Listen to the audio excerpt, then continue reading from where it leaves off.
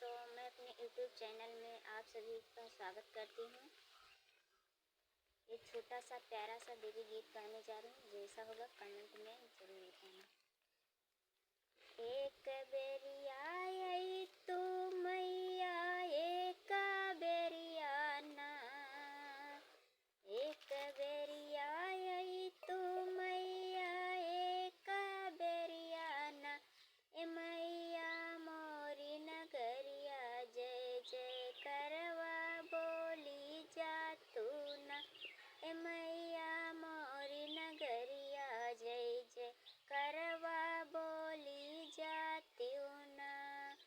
कैसे के आऊँ सेवका तो हरी दुअरिया, सेवका तो हरी दुअरिया, जहाँ नरियल ना चुनरिया वहाँ कैसे आऊँ ना, जहाँ नरियल ना चुनरिया वहाँ कैसे आऊँ ना।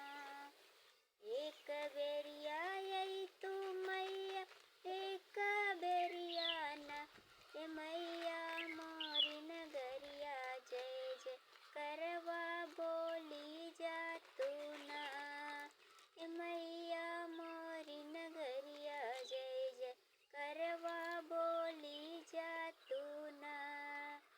कैसे के आऊँ सेवका तो हरी दुअरी, सेवका तो हरी दुअरिया, जहाँ होमिया ना यगियरिया वहाँ कैसे आऊँ ना, जहाँ होमिया ना यगियरिया वहाँ कैसे आऊँ ना।